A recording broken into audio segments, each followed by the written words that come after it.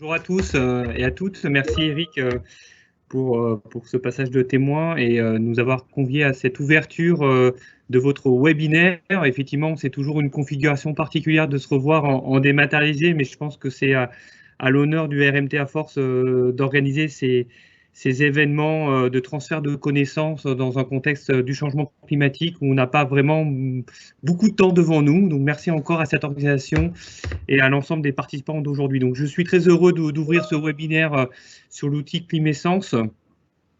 Cet outil est disponible depuis début juillet.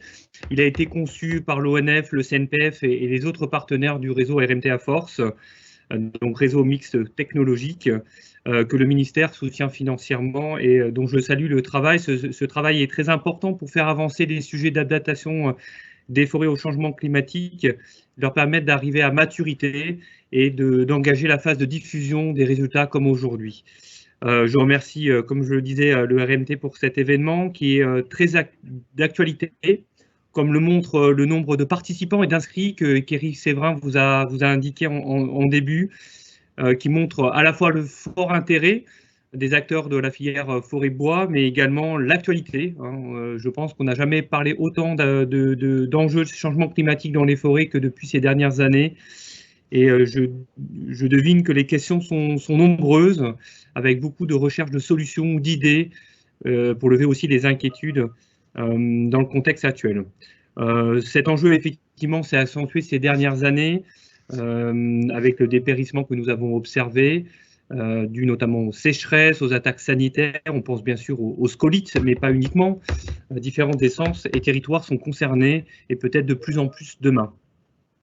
Cette nécessité du renouvellement et d'adaptation des forêts au changement climatique est au cœur du plan de relance du gouvernement, puisque le ministre de l'Agriculture, qui est aussi en charge des forêts, a souhaité doter de moyens inédits aux questions forestières et de les orienter, de les focaliser uniquement sur ces questions de changement climatique. Et donc, nous avons effectivement 200 millions d'euros qui sont aujourd'hui distribués, donc 150 millions d'euros qui vont directement au renouvellement des forêts pour leur permettre de gagner, de renforcer leur résilience, mais aussi se reconstituer, notamment on pense aux forêts scolitées ou autres dépérissements. Mais pour accompagner le plan de relance, on a eu, nous, côté ministère de l'Agriculture, énormément de questions des parties prenantes, des élus, des propriétaires, des gestionnaires, des ONG, des habitants à côté d'une forêt, se posant des questions sur pourquoi ces forêts doivent être renouvelées, qu'est-ce qu'il faut faire pour préserver l'écosystème forestier de demain. Et donc, on a conscience que l'argent est une chose, les crédits sont même essentiels pour accompagner les propriétaires face à des investissements qui sont importants, mais l'accompagnement, le transfert de connaissances, des outils qui doivent être rendus disponibles et largement diffusés auprès des propriétaires, des gestionnaires au plus large et au plus près du terrain nous semble indispensable pour réussir ce défi du renouvellement des forêts au changement climatique. Ce webinaire, c'est le 3e séminaire de diffusion des connaissances dans le sujet du changement climatique sur l'année 2021, depuis janvier. Donc, on souhaite vraiment remercier tous les acteurs qui y contribuent, ce qui montre qu'effectivement, un certain nombre de projets, d'idées qui sont nés il y a quelques années arrivent à maturité. Et ça tombe au bon moment parce que c'est maintenant qu'il faut investir, c'est maintenant qu'il faut accompagner les propriétaires, c'est maintenant qu'il faut lever le voile sur les inquiétudes, les doutes. Certes, le temps de la forêt est le temps long, mais il nous semble essentiel d'agir maintenant et de ne pas trop reporter les décisions, notamment sur les forêts qui sont déjà en dépérissement. L'action, c'est maintenant et il faut le faire en l'état des connaissances. Donc, le premier webinaire était organisé par le CNPF, c'était sur l'outil diagnostic BioClimSol. Je pense qu'un certain nombre d'entre vous y étaient branchés. Si vous voulez y avoir accès, je pense qu'il est de nouveau accessible en lecture sur le site du CNPF. Un deuxième webinaire organisé, lui, par le RET à Force, c'était sur le projet Espérance, qui lui aussi doit être disponible, je pense, en réécoute. Et celui d'aujourd'hui, donc sous l'outil Climessence.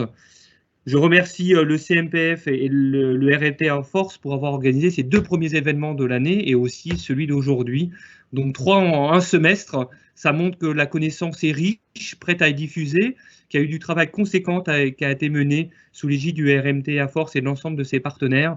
Ces dernières années, j'en remercie vraiment tout ce travail, l'ensemble des personnes qui travaillent quotidiennement. L'outil Climessence vise à aider les forestiers à se familiariser aux différentes évolutions possibles du climat, effectivement en lien avec les espèces forestières, l'état des forêts, les essences disponibles, leur potentialité et leurs limites aussi face au climat qui est changeant plus ou moins brutalement suivant les territoires, mais changeant dans tous les territoires globalement, comme nous montrent les différents scénarios climatiques. Cet outil arrive aujourd'hui à maturité au bon moment, et après plusieurs années de développement, et c'est un bel exemple de la coopération entre nos centres de recherche et de développement en forêt publique et forêt privée. Et je souhaite vraiment vous remercier au nom du ministère de cette collaboration et décloisonnement des forêts. On en a bien besoin. Il sera d'une aide précieuse, comme le disais, pour accompagner les mesures de renouvellement forestier qui s'engagent dans plusieurs forêts et territoires français sur les choix des essences, et bien sûr toutes les mesures du plan de relance que je citais tout à l'heure. Il y aura des expérimentations qui vont être conduites, qui seront aussi alimentées par cet outil, qui intégrera le risque climatique et qui viendra aussi en complément des autres outils, dont BioClimSol que je vous ai parlé tout à l'heure, avec différentes échelles d'usage entre le plus près de la forêt et à une échelle plus large au niveau d'un territoire. Les outils sont complémentaires et viennent vraiment ouvrir une batterie d'actions, de transfert de connaissances et de diffusion auprès des gestionnaires forestiers et des propriétaires. Je tiens, pour terminer, à remercier tous les partenaires pour leur engagement au quotidien sur cette thématique du changement climatique qui prend vraiment un virage particulier depuis 2020 et cette année encore plus, déjà au travers de la feuille de route pour l'adaptation au changement climatique qui a été élaborée par la filière et les acteurs de la filière et remis au ministre fin 2020. 2021 qui est les moyens inédits mis en place par le gouvernement sur l'accompagnement de cette forêt qui subit le changement climatique. Donc on a vraiment besoin de toute cette énergie des partenaires, de tous vos réseaux, de tous ceux aujourd'hui qui vont travailler sur ce sujet-là et qui souhaitent le faire dans les forêts au plus près des propriétaires, dans leur quotidien. On a vraiment besoin de votre action. Profitez bien de ce webinaire, de le relire, de l'outil aussi qui est disponible sur un site internet et sans limitation d'usage. Cette phase de diffusion qu'ouvre aujourd'hui arrive vraiment à point et je vous remercie encore le RMTA Force pour son organisation. Bon séminaire à vous. Merci.